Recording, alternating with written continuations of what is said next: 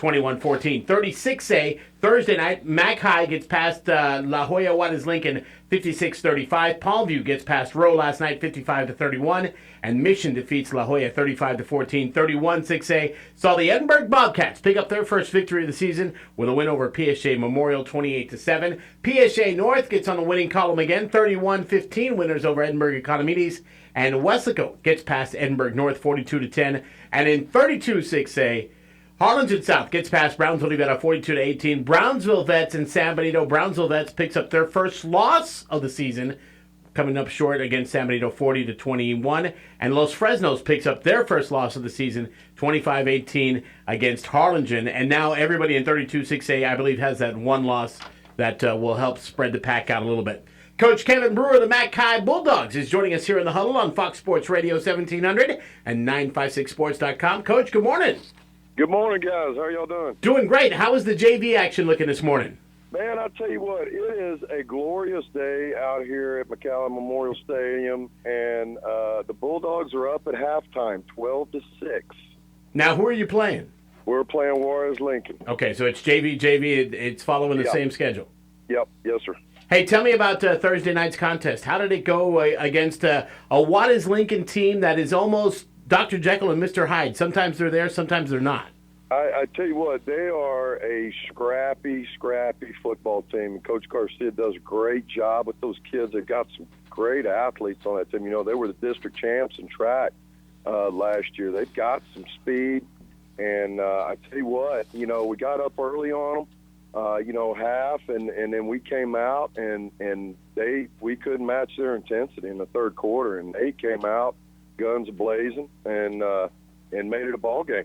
And we had to keep the pedal down there in the fourth quarter just to keep our cushion. But our kids did a good job, and Juarez, they played their tails off. Tell me about your district. What are your thoughts? I mean, obviously you have Memorial that is kind of they've stretched it out from everybody else. But tell me about the rest of the district. I knew coming in this year, I didn't know Memorial was going to be this good. I knew they were going to be good, obviously, with the kids they got coming back on offense. But I knew everybody else, the other five or the other six teams, were going to be. It was going to be just a dogfight because I knew everybody was pretty evenly matched as far as what they had coming back, talent level, stuff like that, and it's pretty much holding true. I mean, anybody can beat anybody, on a Friday night in this district. They're all pretty good. Yeah, and that was evident when we saw La Jolla take out Juarez Lincoln last week. Yeah. I mean, La Jolla and Mission beating La Jolla this week. I knew Mission's a good football team, and I knew they're gonna beat some people. And I wouldn't be surprised. Juarez is gonna get a district win on somebody because everybody's just right there together. It's all bundled up. All right, looking forward to this coming week. You got them. We got the big one this Friday, man. It's they're going to shut down the streets here in the city of McAllen and fill this place up, and it's always a good one when we get together with Memorial. Right. And I'm sure it won't disappoint this year. And you can throw the records aside. You can throw how you guys are playing it. That goes out the window because this is McAllen. Yeah, I mean, these kids are growing up together, and these kids are so competitive with each other. And records, schmeckers. I mean, it's going to be a bloodletting. It's going to be a freaking toe-to-toe MMA, who's going to knock who out type deal. And that's the beauty of it. And that's what I told our kids. I said, this coming Friday night, that's the pinnacle of Texas high school football. I mean, that's what it's all about. And, what a great environment it's going to be. So, yeah, we're looking forward to it. It's going to be a good one. How do you prep for Trevor? I don't think you do. You can't simulate that young man. You just prepare the best you can, and he's going to get his yards, and you just try to limit the amount, and you try to limit the big play with him. But I mean, there is no stopping him. There's no shutting him down and all that. you just have to limit how much damage he does, and so that's what you got to work on. Yeah, and Coach, coming into this game, this is Carlos Roberto from 956 Sports. Coming into a game like this, you got to have really a team and try to win as a team, because they're going to get their points, they're going to get their yards with Trevor. Oh, yeah. And you guys got to try to maybe come up with a turnover or maybe try to do something on special teams and just kind of keep up with them because they're going to score their points. Oh, heck yeah, man. You're right. You're dead on. I mean, you can't – it ain't going to be a one-phase deal. I mean, it's got to be three phases contributing, and that's what you gotta hope for, and and the thing is they're really good in all three phases. So, that's what makes them such a good football team. But we gotta be good in all three phases. You know what? And in the last four ball games, we've gotten scores from our other two phases. So they're it's not like they're unaccustomed to contributing to the scoreboard. But yeah, that would be a huge asset to us if we can get all three phases contribute. But listen, I mean, you're not dying here. You're not suffering because you don't have a backfield. I mean, and part of your three phases of scoring can all be tied to this one kid that's named Josh McGowan. He's not doing so bad himself. Yeah, no, he's not doing too shabby. What a great addition he's been, and what a great young man he is, and he's a pleasure to be around, and he's great in the classroom, and he's just a great kid all around. But yeah, no, he's there's no hiding it, there's no denying it, and he's a huge part of our offense and our special teams, and that's the way you got to ride your horse, right. And that's the way it is. So the conversation that we were having last night was the fact that, as good as he is, he's got that one tie that's between Memorial and McHi, which is his dad. Yeah. His dad, spent the first 2 years here, and then spent his last 2 years at Memorial when it opened. And but I tell you what, his dad, it's all purple with his dad. I mean, there's no light blue blood in those veins. But he's a great kid and a great football player. Speaking of purple, TCU last week, man, what a game that was. Man, I tell you what, those guys, they're off. It's like a video game, and with their offense, it's just like X, Y, boom, touchdown, and they've got a young defense, but gosh almighty, are they explosive on offense, and they're fun to watch, man.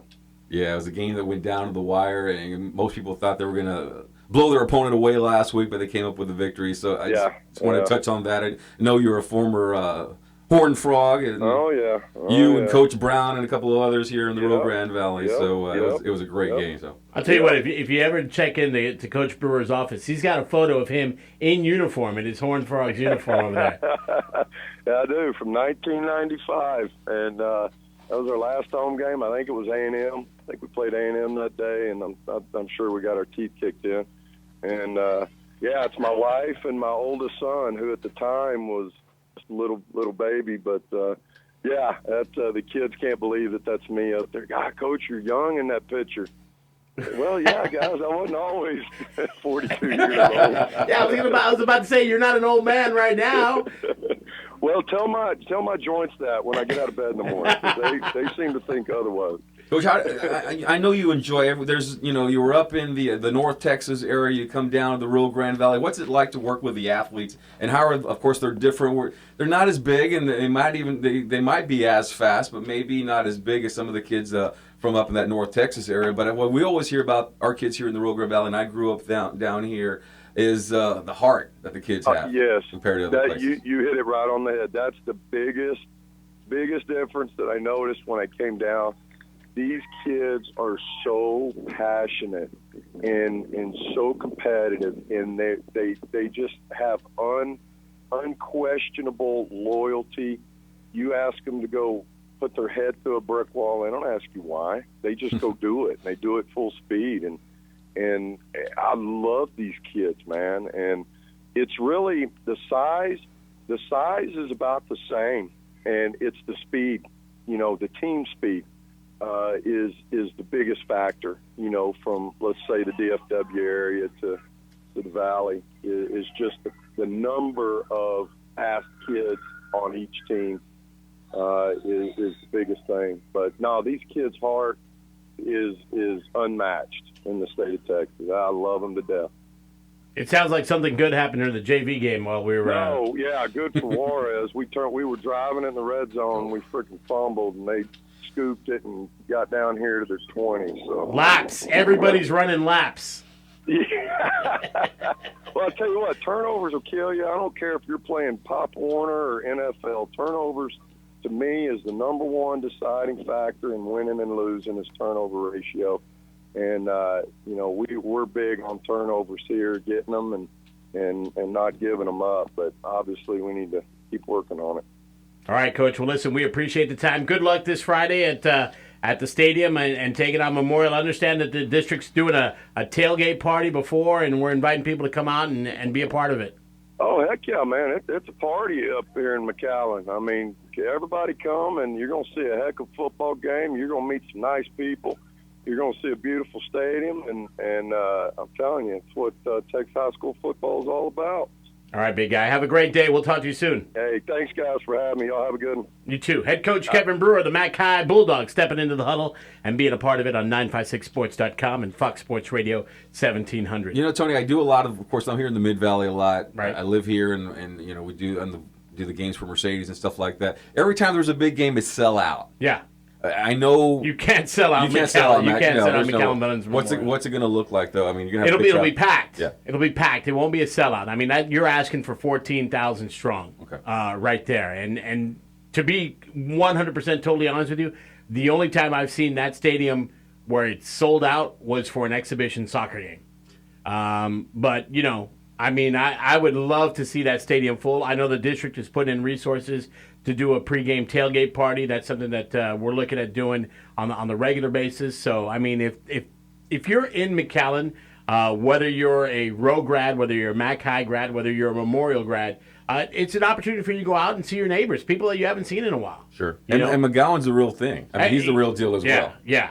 Is he a senior? He's a senior. Okay. He's a so senior. Come out and see him as well. It's going to be an opportunity for to showcase two great backs in McGowan and Spates, and then of course you throw in the other combinations. I mean, they got a great quarterback at Memorial whose name Josh Sanchez. You've got young blood from McHi. There's so many different intangibles, and as Coach said, the team that wins the turnover battle is going to win this game. You never know what's going to happen. I'm not trying to hype it up. I'm not just this is Pittsburgh and Cleveland. This is Dallas and Washington.